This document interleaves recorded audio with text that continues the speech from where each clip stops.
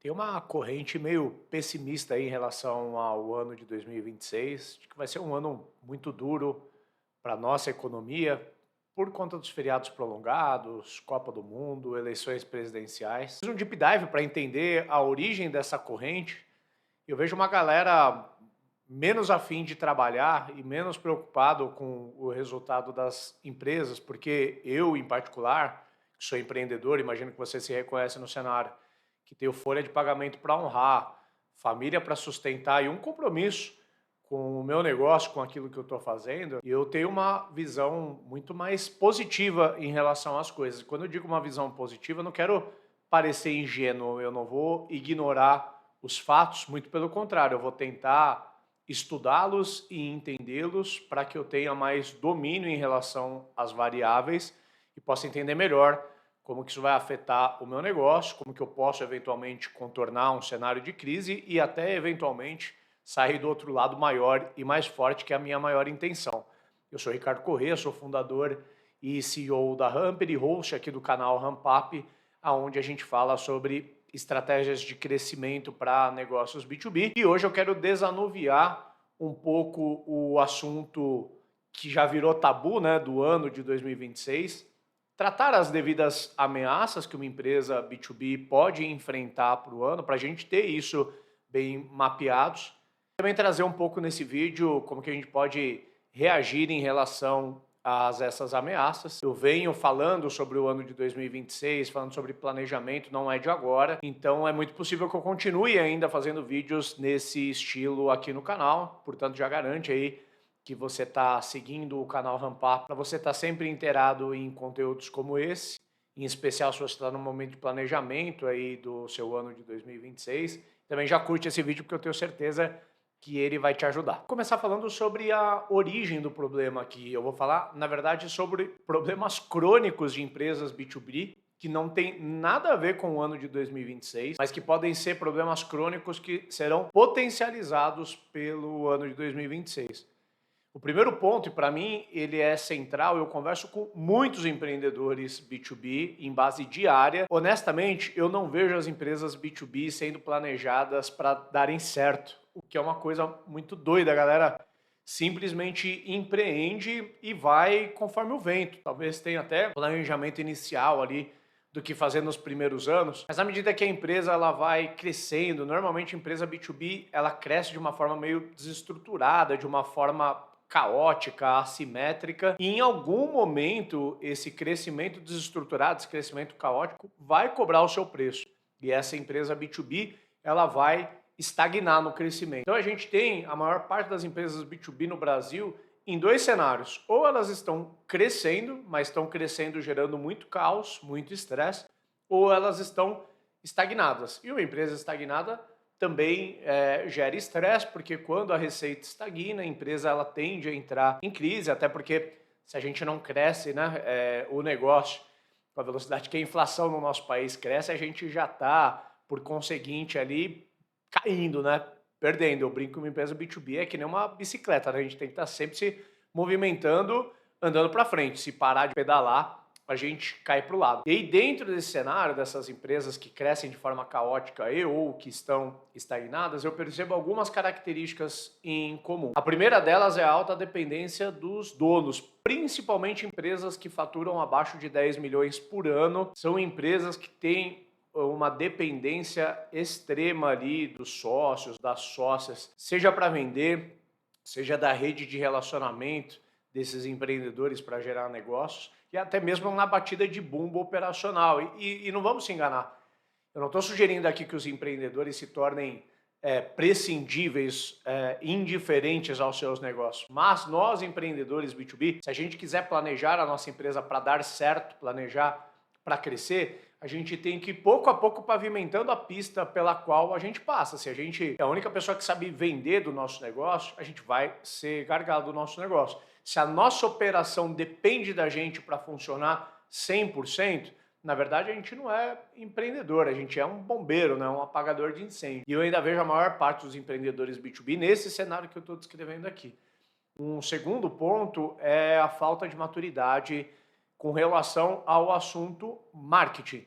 Eu ainda vejo as empresas B2B entendendo a área de marketing como uma área acessória. Entende que assim, pô, é só eu pagar um FII mensal ali para uma agência e colocar um dinheirinho ali numa mídia paga que eu estou fazendo marketing e bem a verdade é que não tá. A maior parte das empresas que estão nesse cenário que eu estou descrevendo estão sempre resetando ali no assunto marketing, né? Troca o time todo ano, às vezes não tem nem time, é um grupo de freelancers ou uma agência, mas também troca de fornecedores de 6 em 6 meses. Hora tá fazendo Google, hora tá fazendo Meta, quer dizer, não tem uma estratégia, não tem um direcionamento. E eu acho que o maior culpado não são as agências, os profissionais, os maiores culpados somos nós, empreendedores, que deveríamos olhar o assunto marketing como core business. Tão importante para uma empresa B2B quanto ter seus produtos e serviços é saber distribuir esses produtos e serviços no mercado. E o carro que vai na frente, quando o assunto é distribuição, é o marketing. Marketing é muito mais do que colocar um quero-quero ali num canal de mídia paga. Marketing é desenvolver marca, desenvolver demanda, presença no mercado, por aí vai. Certamente, o concorrente que mais te incomoda, ele entende de marketing muito mais do que você. Ele pode ter uma oferta até pior do que a sua, mas por ele dominar mais o assunto marketing, ele está frente a frente com muito mais oportunidades do que você. E um terceiro erro crônico, muito parecido com o anterior, mas diz respeito a vendas. As empresas B2B têm uma dificuldade tremenda em estruturar a área de vendas. Opera no modelo errado, escolhe o CRM errado, contrata mal, faz mal a gestão. E as consequências disso é normalmente ter uma área de turnover muito alta. A última vez que eu parei para olhar estatísticas de turnover na área de vendas de empresas B2B, uma pessoa em uma área de vendas, na média, permanece por menos de 12 meses, o que é loucura. Se a gente for imaginar que leva 3 meses para contratar alguém com qualidade, mas 6 meses para preparar e rampar essa pessoa, se essa pessoa permanece menos de 12 meses, a gente está sempre jogando fora. Esses profissionais raramente estão dando ROI. Então a gente vê, é muito comum em empresas B2B que não batem meta de vendas e tem um turnover muito alto. Então quando a gente combina isso tudo, né? Gestor apagando incêndios, baixa maturidade de marketing, uma área de vendas pouco funcional, isso justifica por que as empresas estão sempre num crescimento meio caótico e por que elas estagnam de receita. E esses são problemas crônicos, eles não têm ligação direta com 2026. Mas os fenômenos de 2026 podem acertar em cheio empresas B2B com essas características. Portanto, se você tem essas características, presta muita atenção no que eu vou falar agora. A primeira grande ameaça, né, que é a nuvem que está pairando sobre nossas cabeças aí em relação ao ano de 2026, é o cenário macroeconômico, né? E ele tende a assolar as empresas B2B, não limitado às empresas B2B, né, a economia de uma forma geral, por dois aspectos. Feriados prolongados mais Copa do Mundo significa menos dias úteis, o que significa menos produtividade. A Copa pode gerar um dinheiro ali, né, movimentar uma economia do entretenimento. Poxa, tudo bem, acho que tem a ver, acho que agrega também. Mas de forma geral, as empresas B2B, elas são dependentes dos dias úteis para vender, para entregar serviço. De forma geral, é o tempo que o nosso time está trabalhando. E a gente vai ter menos tempo disponível do nosso time e isso precisa ser contemplado nos nossos planos. E o segundo ponto é que eleições presidenciais em um país tão polarizado, né? Principalmente no momento que a gente está hoje aqui, Brasil 2025, extremamente polarizado, cria uma incerteza econômica muito grande. Aqui eu não estou falando restrito aos empreendedores, cria uma incerteza de investimentos externos, de uma série de coisas, mercado de capitais, uma série de coisas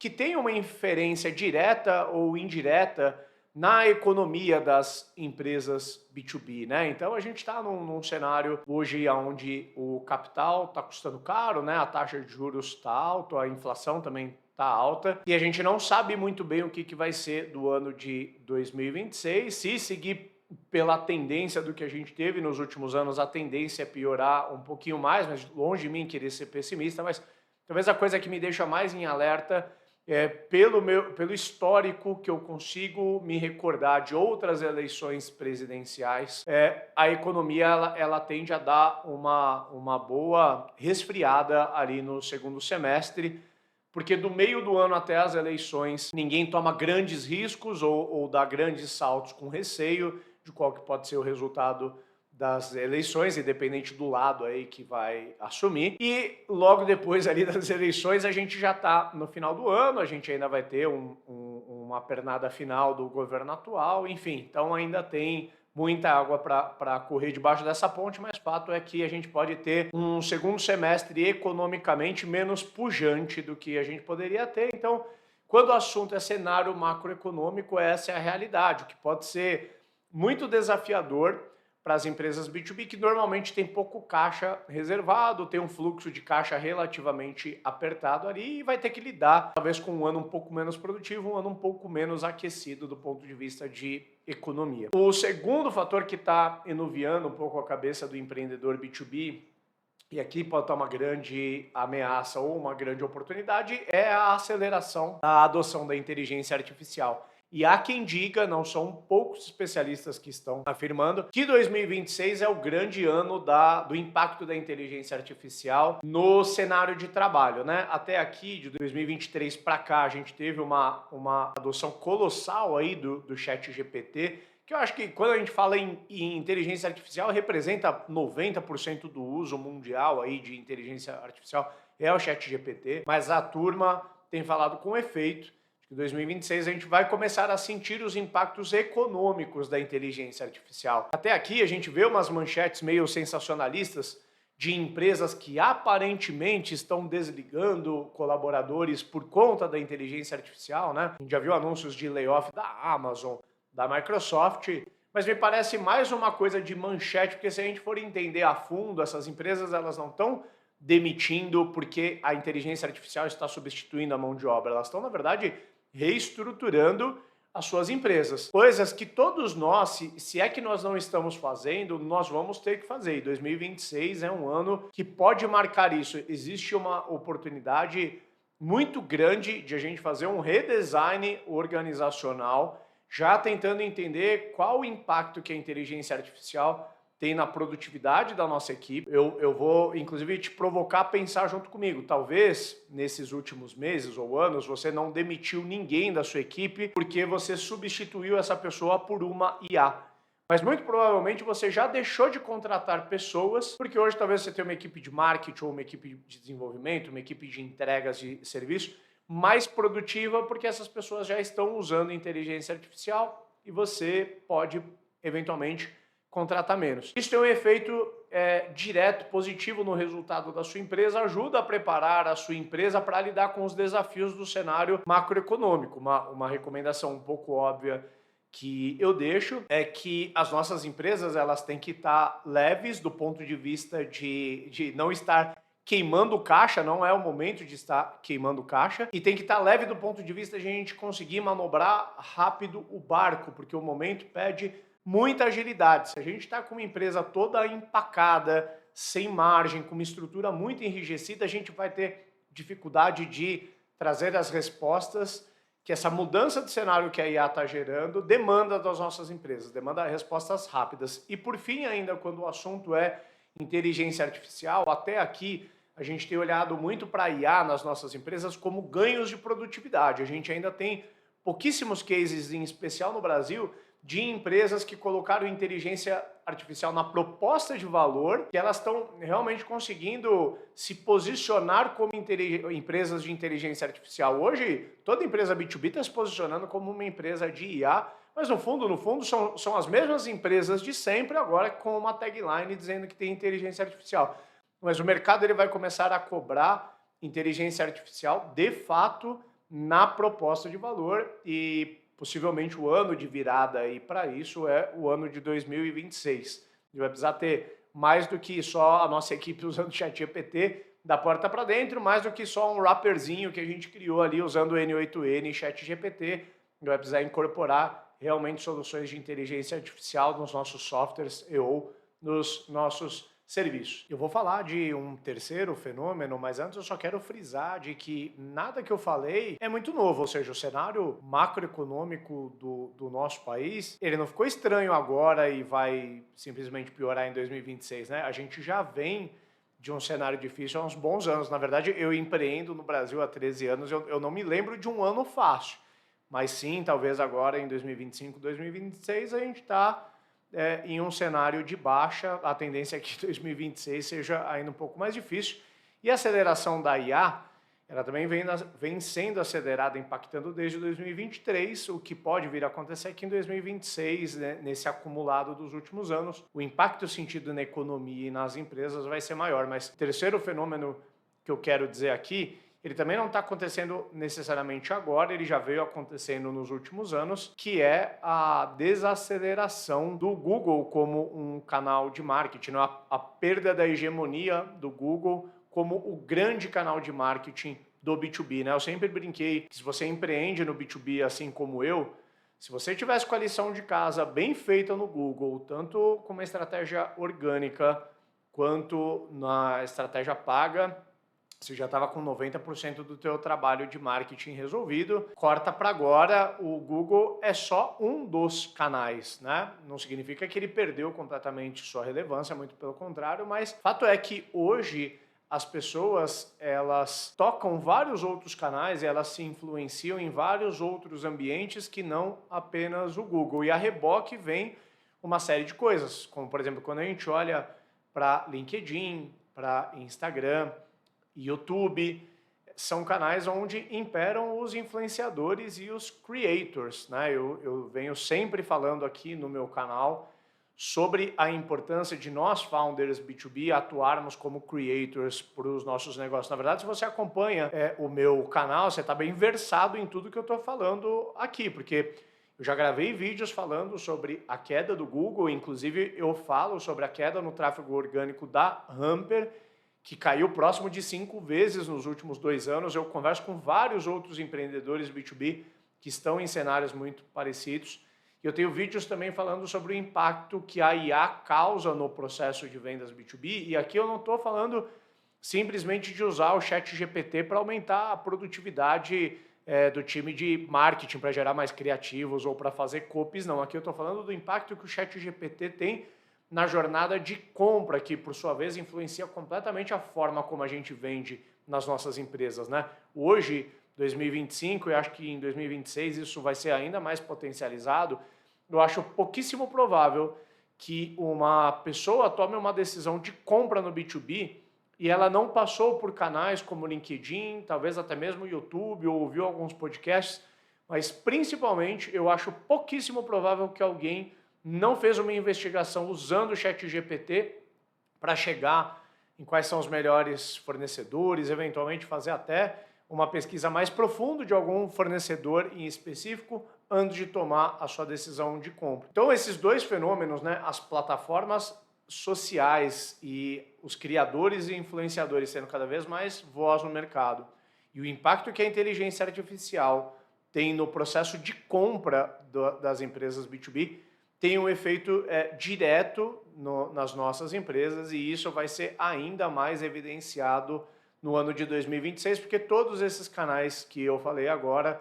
eles ainda estão em ascensão. Então, se eu fosse fazer um apanhado geral de tudo o que eu falei aqui, principalmente com enfoque no ano de 2026, eu diria que o ano de 2026 vai ser mais um ano pautado em eficiência. Significa de que a gente tem que fazer um plano de negócios que presuma sim crescimento, mas que presuma também que a gente vai conseguir crescer com margem nos nossos negócios, para que a gente tenha margem de manobra para fazer os ajustes necessários no nosso design organizacional, para que a gente consiga implementar IA na nossa proposta de valor, para que a gente consiga reajustar os nossos canais de marketing e de distribuição, para que a gente consiga estar com a empresa bem posicionada para o que o ano de 2026 demanda. O maior risco para mim está em empresas B2B, que é o que eu vejo, infelizmente, em sua maioria, que operam de forma muito parecida nos últimos 10, 15 anos. Eu acredito que para essas empresas o ano de 2026 tende a ser um pouco mais implacável. Mas para quem está ligado nas coisas que eu falo aqui no canal Ramp Up e já começou esse movimento de transformação ali desde 2024, desde 2025, que é quando eu venho já alertando sobre todos esses pontos que eu estou falando aqui, quem está comigo já está muito mais aware desses pontos. Inclusive, eu vou fazer aqui no canal Ramp Up uma live na semana que vem, no dia 25, onde eu vou entrar ainda mais nesses pontos, e aí eu não vou focar só nessa questão dos riscos e das ameaças.